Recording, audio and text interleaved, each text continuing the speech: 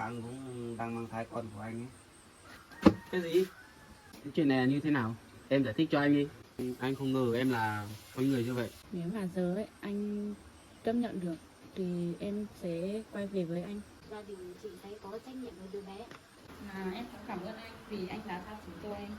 Không sao.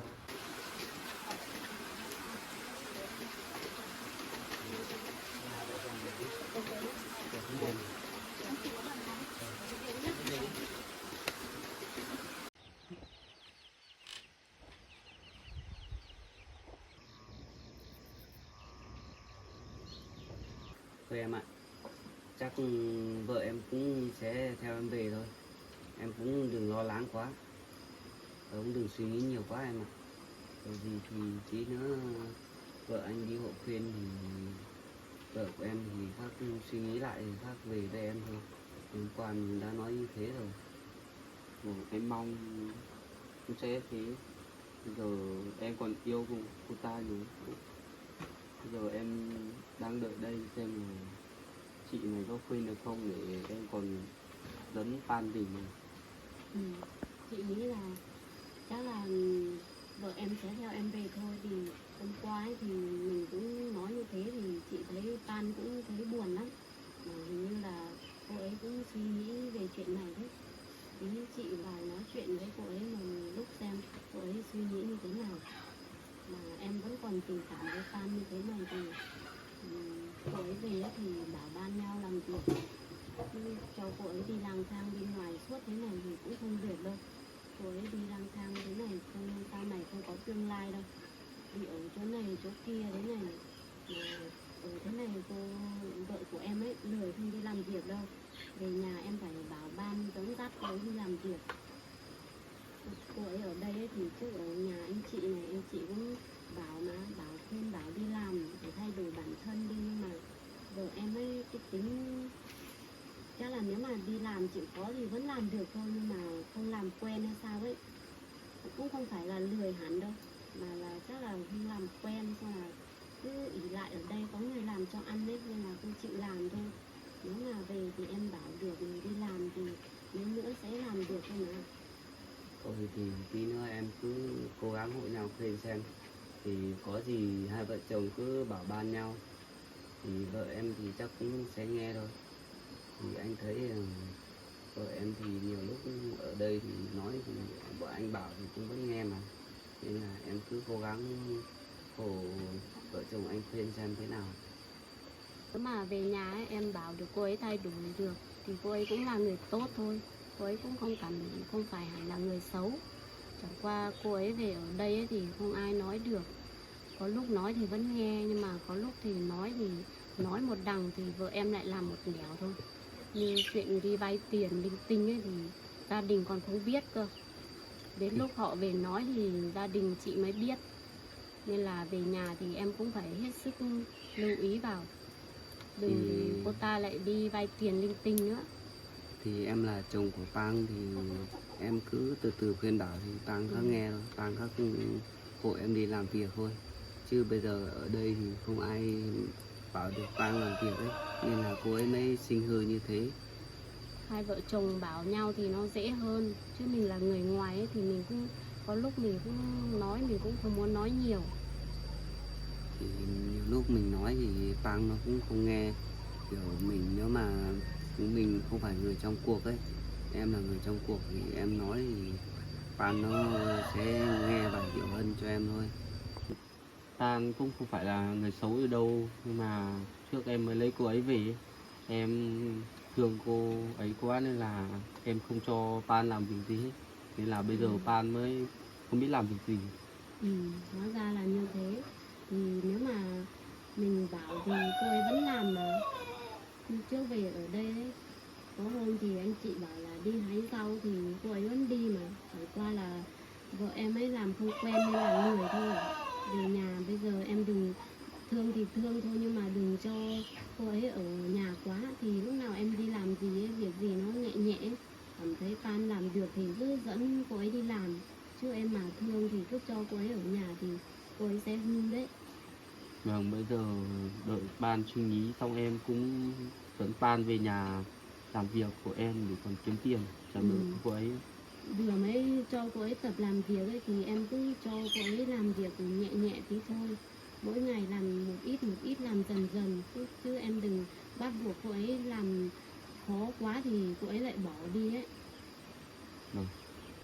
Thôi em đi vào khuyên Phan xem là Phan có đồng ý theo em đấy về không, chứ em đấy cứ ở đây chờ này thì cũng không được đâu. Thế hai anh em ngồi đây nhé, để chị vào xem nào. Em đi, Vào nói chuyện thôi. em đi khuyên giải Phan đi, nói chuyện với Phan đi. Mà em cũng không phải lo lắng đâu, vợ anh thì tí vào đấy thì chắc cũng khuyên được Phan thôi. Thì anh thấy tính của Phan thì cũng bảo cũng dễ bảo mà. Bây giờ em chỉ đợi chị xem ý kiến Phan như nào. Mà cô suy nghĩ thế nào rồi? Chưa nghĩ được không suốt à? Hôm qua cô bảo mệt nên là vợ chồng tôi cũng cho cô ở lại nghỉ ngơi để mà suy nghĩ rồi. Bây giờ chồng cô vẫn còn ngồi ở ngoài kia đợi đi việc. Hôm nay thì cũng hai vợ chồng cũng nói chuyện với chồng cô rồi. Chồng cô bảo là vẫn còn nhiều tình cảm với cô lắm, nên là anh ấy tha thứ cho cô. Nên là cô cứ nghĩ thử xem thôi là theo chồng cô về đi. Chồng cô bảo là trước kia thì yêu cô quá nên là mới không cho cô đi làm việc, cho cô ở nhà. Chồng cô một mình đi làm việc kiếm tiền mà không ngờ cô lại không biết trân trọng anh ấy, phải bỏ anh ấy đi mà không nói cho anh ấy câu nào. Cô nghĩ lại xem cô không thấy thương. Nếu mà là người khác á, người ta không thể tìm cô thế này đâu. Cô sẽ không gặp được người nào tốt hơn như thế đâu. Bây giờ cô về ở đây, cô chỉ về ở nhờ, về ở được ngày nào hai ngày đấy. Cô cứ nghĩ thử xem sau này cô có gì tương lai, cô có thể ở nhờ đây suốt được à? Đây là gia đình của tôi mà, không phải là gia đình của cô đâu. Bây giờ cô theo chồng cô về ấy, xong là xây dựng gia đình của hai người đi chứ. Mà em đã rời đi như thế, giờ này em còn cái mong muốn mà quay lại với chồng em nữa chị. Nhưng mà chồng cô bảo là sẽ tha thứ cho cô, vì chồng cô vẫn còn tình cảm với cô nhiều lắm. Chồng cô còn yêu cô lắm đấy. Nghe cách chồng cô nói chuyện thì chúng tôi cũng biết mà. Chồng cô nói chuyện rất là nhẹ nhàng, nhưng người khác đã vừa gặp vợ mình mà bỏ đi lâu thế này, gặp thế này còn quát mắng rồi. Nhưng mà xem chồng cô có chỉ mắng cô câu nào không? Chỉ hỏi mỗi lý do là tại sao cô lại bỏ đi mà không nói với anh ấy một câu nào. Còn hiếu thuận em có tha đối tư nữa. Em không biết phải đối diện với em đấy thế nào nữa chị. Đấy chỉ là sai lầm của em thôi. Bây giờ ấy thì em cứ đi ra ngoài nói chuyện với chồng của em xem. Nếu mà anh ấy thì tôi nghĩ là chồng của em ấy thì còn có tình cảm đến này thì chắc chắn là cậu ta sẽ tha thứ thôi. Nếu mà chồng của em mà chấp nhận thì hãy theo chồng em về đi. Bây giờ phải nói chuyện cho rõ ràng vào. Lúc nãy thì hai vợ chồng cũng định nói rồi, nhưng mà chúng tôi nghĩ thì chắc chắn cô là người thích hợp để nói ra chuyện này hơn. Vì chuyện này là lỗi một phần là cũng lỗi do cô mà. Vì chồng tôi cũng chỉ là do cô bày mưu nên là mới bị như thế thôi. Bây giờ cô phải ra nhận lỗi, là nói cho rõ ràng vào. Mà giờ em sợ em nói ra anh đấy sẽ không chấp nhận chị ạ. Dù có thế nào, dù chồng của em có phản ứng ra sao thì em cũng phải nói cho rõ ràng chứ, nói ra để cho nhẹ lòng chứ. Bây giờ em cứ giấu mãi được à? Dù anh ấy có chửi hay quát mắng gì em thì em cũng phải chịu thôi. Bây giờ chủ yếu là phải đi nói cho rõ vào. Thì em cứ coi như đấy là một sai lầm của em đi, do em mồng một thiếu suy nghĩ đi. Bây giờ thì em biết sai rồi, em nhận lỗi xong là sửa sai đi để thay đổi bản thân đi. Em nghĩ các anh đấy sẽ không chấp nhận rồi đấy chị. Em cũng thử nói cho anh ấy biết thì sao mà biết anh ấy phản ứng như thế nào. Bây giờ cứ phải nói đã, nói ra đã. Thời gian qua em cũng đi suy nghĩ rất nhiều chị ạ. Mà em thực hiện này với anh chị bây giờ chỉ cần cô biết sai, biết sửa lỗi là được rồi, chứ không cần phải xin lỗi hai vợ chồng tôi đâu. Người mà cô cần phải xin lỗi là chồng của cô đi kìa.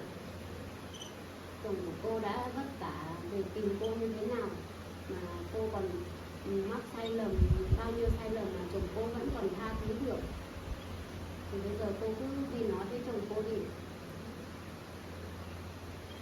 Mà tôi nghĩ là chắc chắn là chồng cô sẽ chấp nhận thôi. Vì chồng cô vẫn còn có tình cảm với cô nhiều như thế này. Nghĩ một người để nói chuyện để em thấy hiểu được sự. Bây giờ thì cứ đi ra nói chuyện thôi. Nếu mà bây giờ cô cứ nói bảo là cô còn một chuyện lấy giếng anh đấy nữa, thì cô nói ra nếu mà anh đấy tha thứ được thì mới về. Cứ phải nói cho rõ vào, chứ bây giờ cô mà cứ giữ trong lòng mãi thì cô sẽ cảm thấy, người sẽ cảm thấy không thoải mái, rồi chị thấy buồn lắm ấy. Nói ra để cho nhẹ lòng. Ai mà chẳng, trong cuộc đời ai mà chẳng mắc sai lầm, nhưng mà quan trọng là phải biết nhận ra cái sai lầm của mình và sửa sai là được rồi. Chứ em đừng cứ nghĩ mãi, cứ để mãi cái sai lầm cứ tiếp diễn mãi. Phải biết sửa sai đi. Mà thưa hai chị, vậy em ra ngoài nói chuyện với anh đấy đi chị. Ừ. Bây giờ ra nói chuyện đi, không thì chồng của em ấy cứ ngồi ở đấy đợi, chị nhìn cũng thấy thương lắm. Đi, tí hai vợ chồng chúng tôi sẽ hộ nói.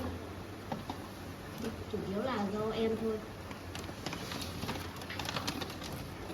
Đấy, vợ em già đấy. Em ngồi đây đi.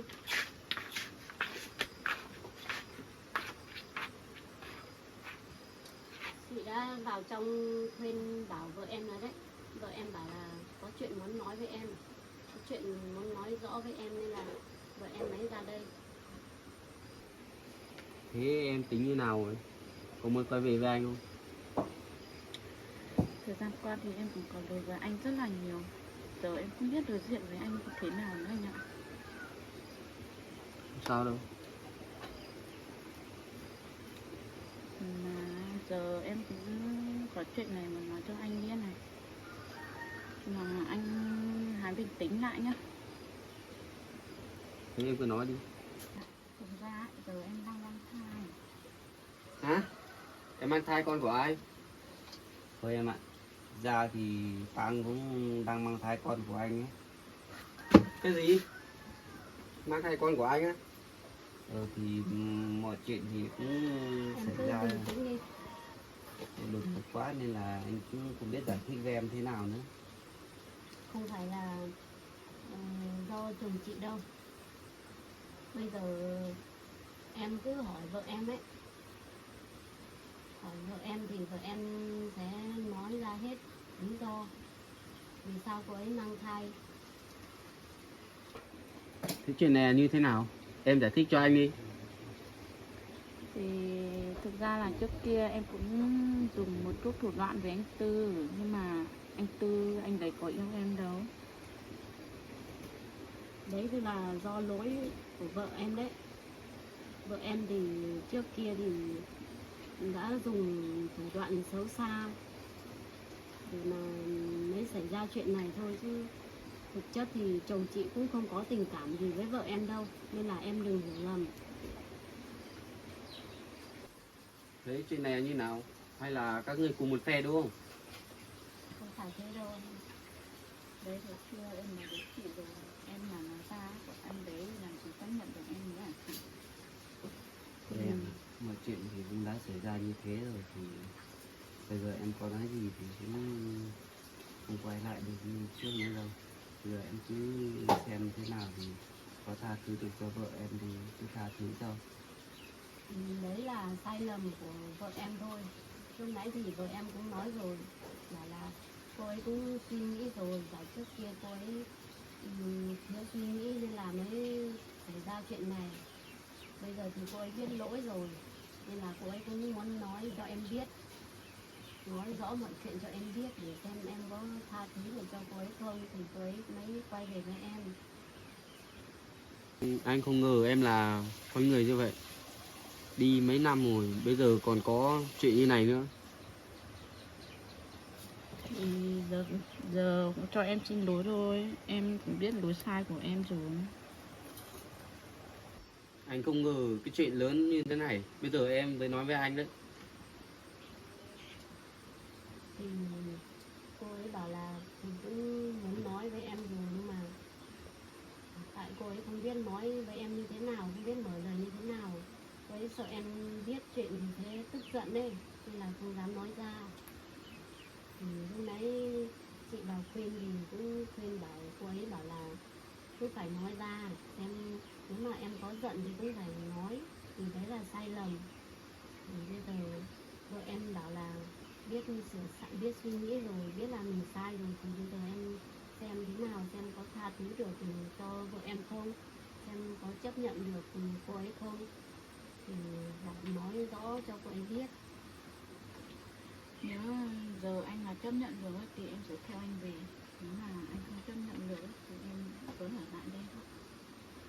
Đấy thì bây giờ vợ em cũng đã nói như thế rồi, thì em xem thế nào có chấp nhận được vợ em không.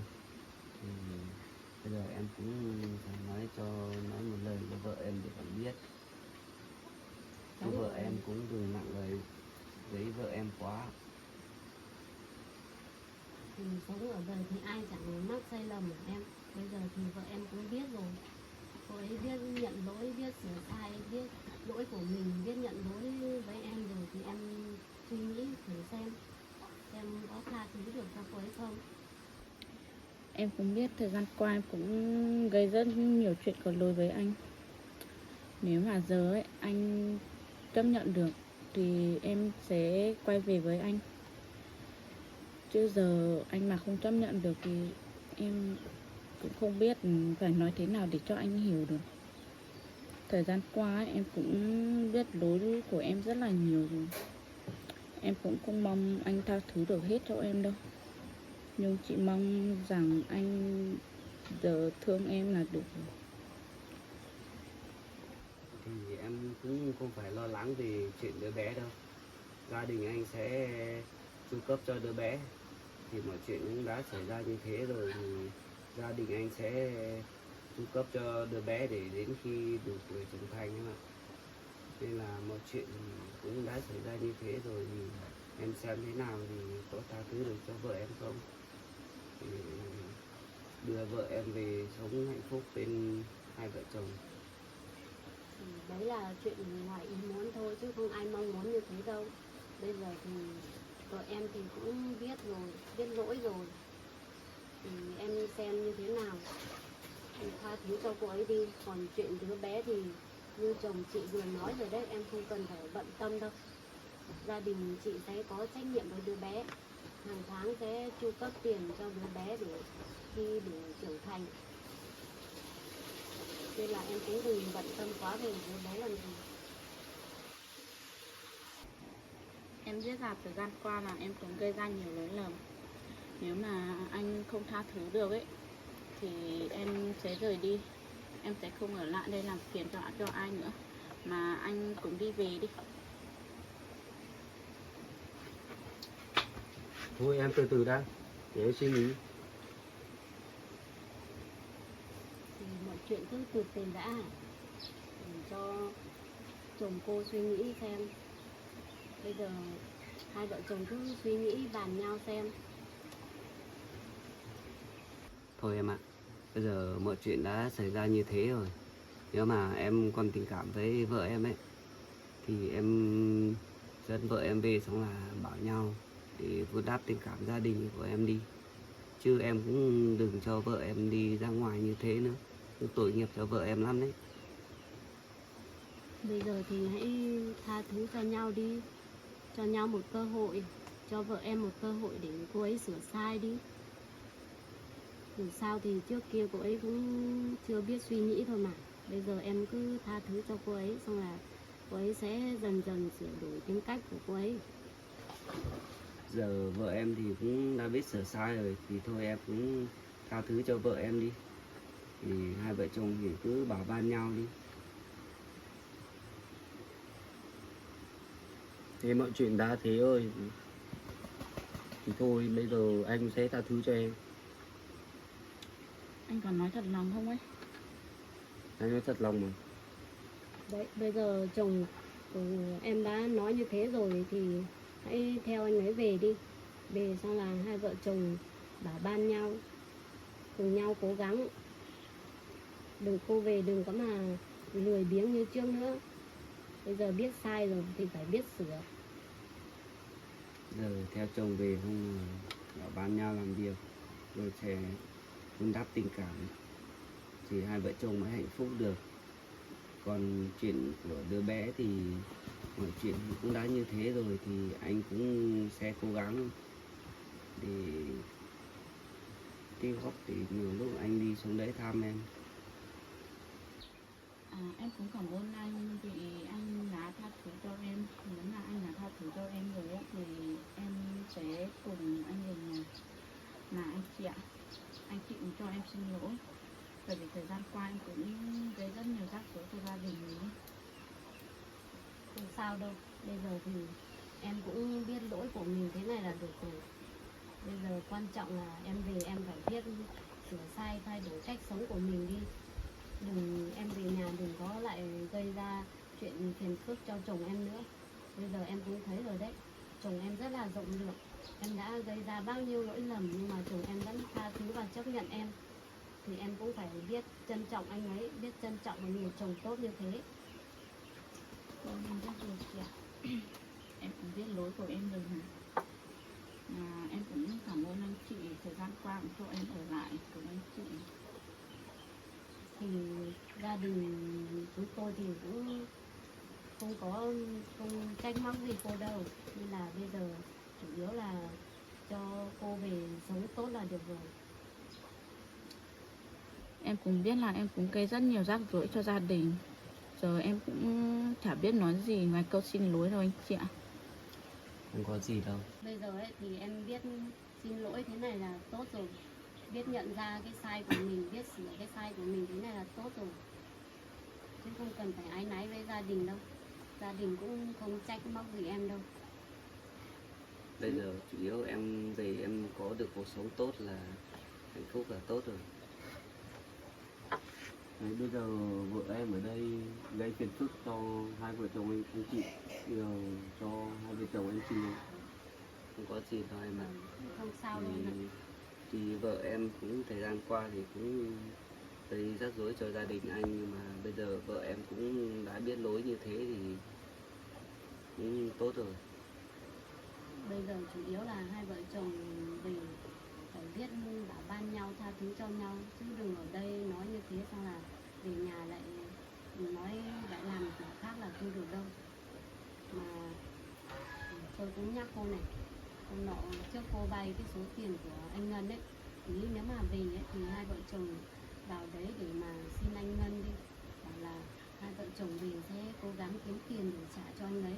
Bảo là cô bảo nói rõ bảo là việc của công trình thì cô không làm được, bảo là mệt không làm được thì cứ nói rõ với anh ấy đi. Anh ấy là người tốt mà, anh ấy chắc chắn sẽ đồng ý thôi. Vâng chị, tí em qua đấy em sẽ vào nói chuyện với anh Ngân chị ạ. Thế tí vào hai vợ chồng vào đấy nói chuyện với anh Ngân để anh xin làm việc ở đấy kiếm tiền trả nợ cho em. Thôi anh ạ, chuyện em gây ra thì em khác làm giả thôi anh ạ. Mình là vợ chồng với nhau mà, tiền của em qua tiền của anh nên là anh cũng phải trả nợ cho em chứ. Em nói thế cũng tốt thôi, vì bây giờ em có sức khỏe thì em đi làm ở công trình chắc phù hợp hơn. Vì vợ em sức khỏe không được tốt lắm, bây giờ cô ấy còn đang mang thai nữa nên là đi làm việc ở đấy rất là nặng nhọc. Việc ở công trình thì chỉ phù hợp với con trai làm thôi. Chị ạ, em cũng cảm ơn anh chị cũng đã rộng lượng để bỏ qua cho em những lỗi lầm của em ạ. Rồi không sao đâu. Mọi chuyện đã như này rồi thôi em với Phan xin phép vì Vâng, thế thì nếu mà em đã tha thứ bỏ qua cho cô ấy rồi thì cô ấy cũng chấp nhận là đi về thì đi về thôi. Hai vợ chồng vào lấy đồ xong là đi về thôi. vâng. nào có dịp em ghé hai anh chị chứ. Nhưng mà thế em cũng xin phép đi về luôn đấy anh chị. Thế hai vợ chồng đều cẩn thận nhé. Vâng, Mà nhưng mà cũng ghé em cảm vào. ơn anh chị thời gian qua đã giúp đỡ em ạ. Khi nào mà có thời gian thì hai vợ chồng lên chơi nhé. Vâng. Thế em có nhiều đồ không để anh hộ không? Không, em có ít đồ thôi anh ạ. Mà em cũng cảm ơn anh vì anh đã tha thứ cho em. Không sao đâu. Bọn mình về.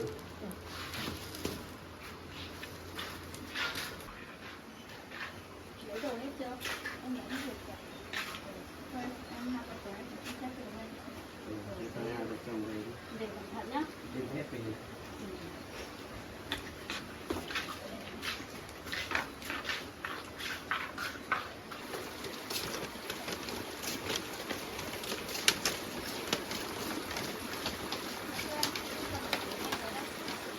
Đây rồi. Hai vợ chồng về thì cố gắng bảo ban nhau làm việc nhé. Vâng. Cố gắng em đã tha thứ cho vợ em rồi thì về nó rồi thì lại cho nó nhé.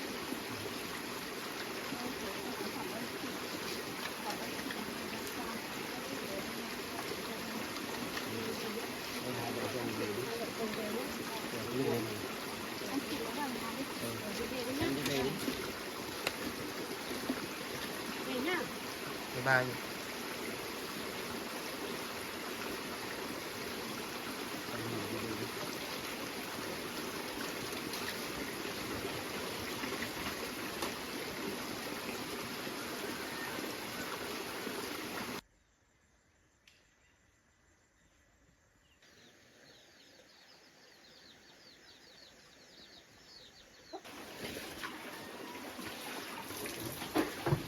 Con ở nhà rồi. Bố hai mang về rồi. Vâng. Bố đi bố mang về. Bố để đây đi. Con là cũng cho xong.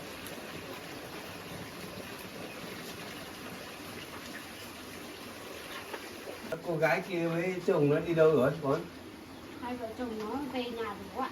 Ơ, nó đi về hả? Chồng nó ở đây đợi xong là quên mãi thì người ta cũng phải về.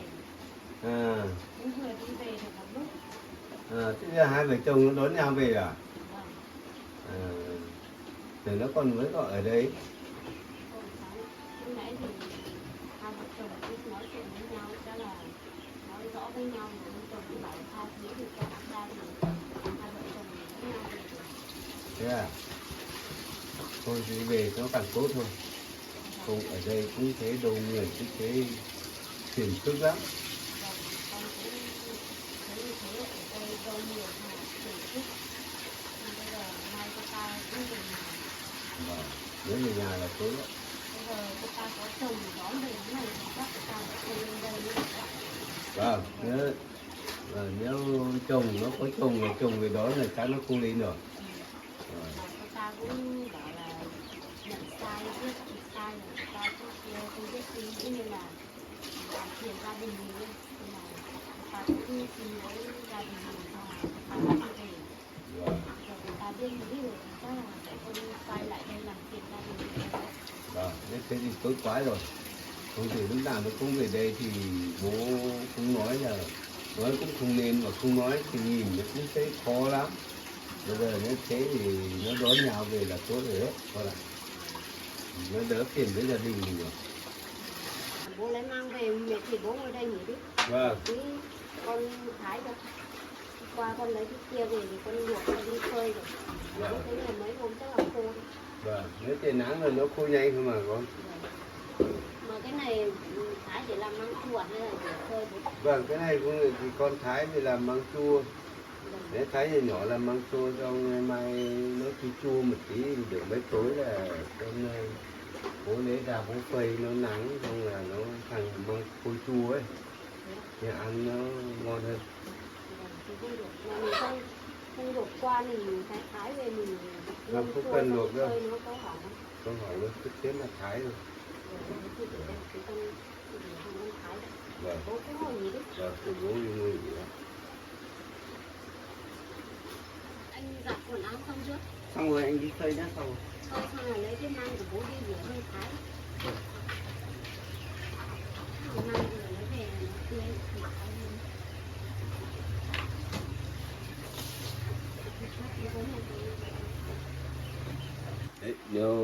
cô gái kia là nếu chồng nó lên tìm thấy như thế này là nó đón nhau về là như thế này là gia đình mình sẽ ở yên ổn, không như thời gian trước. Thời gian trước cô gái này thì đây là định định một thời gian gia đình bất an mất ngủ. Bây giờ cũng mong nó nếu nó đón nhau về thì chắc gia đình mình bây giờ trở lại như ngày xưa rồi, nó được ổn định rồi. Thì cái đứa cô gái thì bây giờ nó mang thai thì bây giờ chồng nó là như thế nào? Vâng, thì chồng nó cũng chấp nhận là tha thứ cho Pang rồi. Thì vấn đề vợ chồng con cũng nói rồi nên là cậu ấy cũng chấp nhận rồi, cậu ấy mới dẫn cậu ấy về mới tha thứ. Cậu ấy cũng tha thứ cho Pang hết rồi bố ạ, nên là bố không phải lo chuyện đấy đâu. Rồi như thế là tốt lắm rồi. Vợ chồng con cũng nói chuyện hết rồi mà. Bây giờ thì gia đình mình sẽ được ổn định rồi. Thì bây giờ Pang không ở đây nữa nên là gia đình mình cũng thoải mái hơn, đỡ phiền hơn bố ạ. Vâng, tôi thì ở đây bố cũng lo lắm. Lúc đi làm thì không ở nhà thì nó lại bắt ngàn bắt các thứ chuyển đi bán. Bây giờ nó đi thì bây giờ gia đình ổn định rồi, cũng không phải lo nữa rồi, gà ngàn cũng không phải lo nữa rồi. Pang bảo Pang thay đổi rồi mà nên là bố không phải lo đấy. Lúc nãy con thấy cô ta còn khóc nữa đấy bố ạ. Vâng. Chắc là cô ta cũng suy nghĩ nhiều, xong là cô ta cũng bảo là biết cái sai của cô ta rồi. Bây giờ thì cô ta sẽ về nhà sống thay đổi. Hôm nọ cô ta vay cái số tiền, đi vay số tiền của anh Ngân ấy. Cô ta bảo là lấy đi trả cho cái chị làm rơi tiền kia rồi bố ạ. Mấy nữa chị kia chắc là không về nhà mình hỏi đâu. Nhưng mà cô ta bảo là hai vợ chồng về sẽ qua nhà anh Ngân, xong là vào nói chuyện với anh Ngân, bảo là anh sẽ làm kiếm tiền để trả lại tiền cho anh Ngân, nên là gia đình mình không liên quan gì đến đâu. Vâng, như thế là tốt lắm rồi con ạ. Mà bố lấy mang ở đâu mà to đẹp thế bố? Bố đi lấy ở trong khe cơ, xa lắm. Vâng, tí trên kia ở trong khe, còn đi trong khe vào còn leo lên trên đồi kia. Có mấy gốc là nó ở xa quá là anh em cũng không đến lấy, là bố lên trên để lấy. To đẹp anh.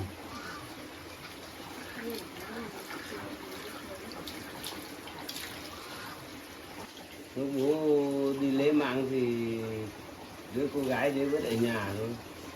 Nhưng mà lúc đấy đi lấy mạng về thấy các con bảo cô gái đấy đã chồng nó đã đưa về rồi, thì bây giờ bố cũng ở nhà cũng thấy nhớ cái thương thương nó đấy.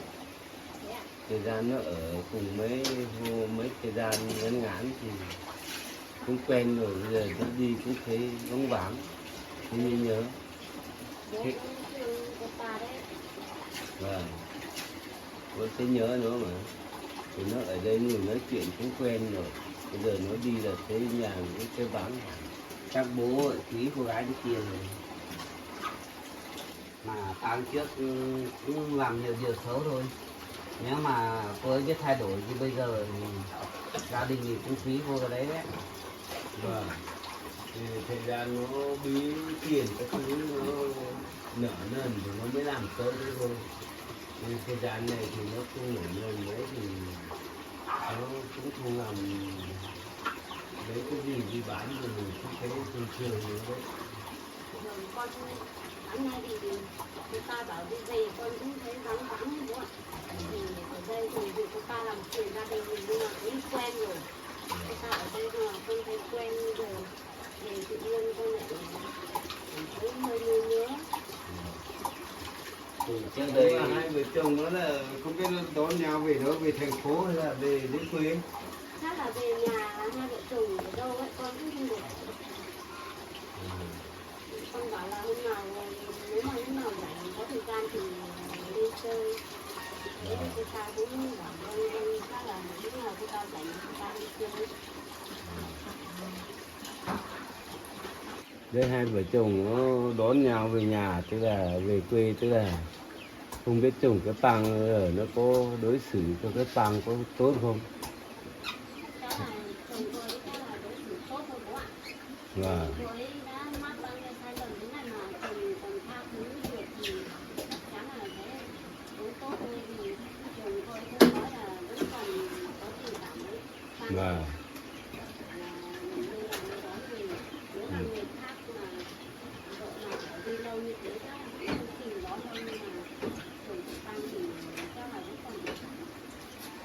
Bố cũng đang lo ở sợ nó lớn nhau về chồng nó không đối xử tốt thì nó làm để cho nó lại khó khăn vất vả. Chắc không sao đâu bố ạ.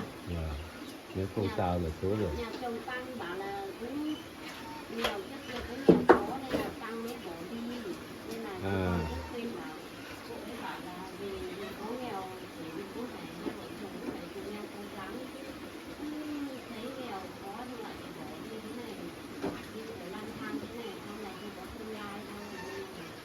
Bây giờ cô ấy nói chị thì chắc cũng sẽ làm được. Vâng. Thì bố cũng không cần phải lo cho Pang nữa. Thì qua cách nói chuyện của chồng Pang thì chồng Pang vẫn còn thương Pang lắm bố ạ. Vâng. Đấy mang này đẹp lắm. Đấy con phải thái lấy cái kéo thái cái này nó mới nhỏ được đấy. Đây là kéo đi. Đây là cái măng này thái cái kéo. Đấy nhưng mà mình phơi về cái này nó đẹp. Mà có gì đừng chưa bố? Bố nhỏ bố mua cái xô bé kia rồi. Mua cái xô kia. Em đi rửa đi. Để mang lấy cái đế đó.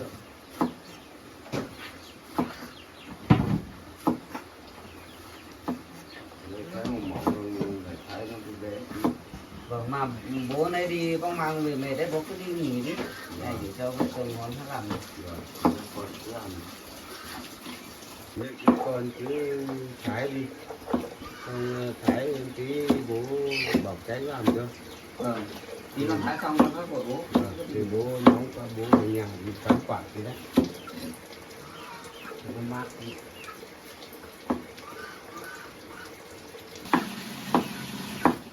Mà em ơi, anh theo bố có phải lo cho Pang hết đấy. Chắc là bố tí Pang lắm đấy bố em nhỉ. Thì ta cũng ở đây thì gây ra nhiều chuyện xấu, phiền phức cho gia đình mình thôi, mà ta ở đây thì cũng quen rồi. Mà bây giờ cô ta còn đang mang thai nữa thì bố cũng thôi lo rồi. Vâng thì Pang cũng ở đây thời gian rồi đấy, thì nhiều lúc thì Pang cũng không làm việc thật nhưng mà ít ra có ở đây thì cũng vui mà. Nếu mà cô ta không từ đầu thì chắc là gia đình mình quý cô ấy lắm ấy. Giờ cô ta đi rồi, mình cũng cần phải bận tâm lo nghĩ với cô ta nữa đâu. Rồi giờ chắc là gia đình mình được sống yên ổn rồi, không có ai về làm phiền nữa. Anh ơi, thế anh thái xong là cho vào trong chậu để tí rửa lại một phát đi. Em không. Có cái miếng trắng để sợ nó mình không đen ngay.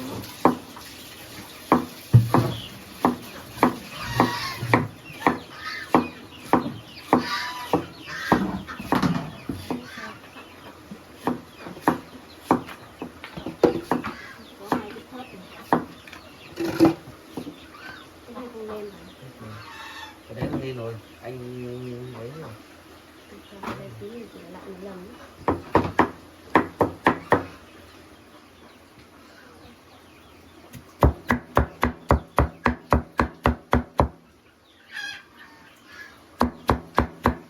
Làm cái măng này bố anh còn chưa làm được làm bao giờ. Mình không biết làm thì cái thái xong thì bảo bố dậy bảo mình cách làm thôi. Em nghe nói bảo là cái măng khô chua này họ thích ăn lắm, mà giá bán cũng cao ấy.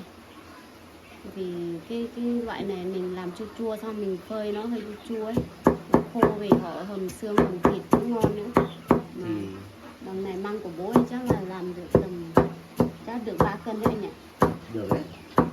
3 cân thì mỗi cân được 200.000 thì 3 cân được 600. Cái này thì bố đi lấy một buổi cũng đạt công. Thì em cũng biết là măng cái loại măng chua này mình có ai biết làm đâu. Thì mình toàn lấy về luộc xong là phơi. Nước phơi thì nó không chua. Mình luộc xong phơi thì ăn nó nhạt hơn. Ăn nó nhạt hơn. Thì là bố làm cái này chắc cũng ngon. Thì trước bố được làm rồi, bố từng còn đấy tuổi cái gì bố chẳng làm qua, bố chẳng biết. Mình thì chưa trải qua nhiều, mình không biết làm thôi. bây giờ mình cứ học làm đi, xong rồi cái gì mình cũng biết làm. Anh này, Hả? bố mình ấy bảo là nhớ tăng thế, anh có thấy nhớ không? Anh á, bình thường mà. Thế anh không có chút tình cảm gì với cô ta? Anh có tình cảm gì với cô kia đâu, Pang đâu. Thì Pang cũng ở đây với mình thì quen thì thấy nhớ nhớ một chút thôi, chứ anh làm gì có tình cảm gì với Pang đâu. Sao đấy? Anh ghen. Không, chắc là anh nhớ nhưng mà sợ em buồn anh không dám nói rồi. Làm gì có đâu. Anh nghe các em nói như kiểu là em đang ghen sao. Không, mà sáng nay lúc Tăng về em thấy anh buồn. Buồn gì đâu. Buồn vì bây giờ không được chăm sóc cho Tăng rồi. Thì bây giờ Pang có người chăm sóc rồi, có chồng thì dẫn về rồi tốt đấy còn gì nữa. Mình cũng phải vui lên chứ. Nhớ thì cứ bảo đi, còn nhớ mà. Anh có nhớ gì Pang đâu, anh nói thật mà. Hay là từ trước giờ em ghen đấy nên em mới nói như thế. Từ giờ anh đi rồi mới dám nói. Nên em còn cực cho cô ta ở đây. Anh thấy nghi lắm nha. Thì bố bảo nhớ thì em cũng hỏi em thôi. Không phải thế.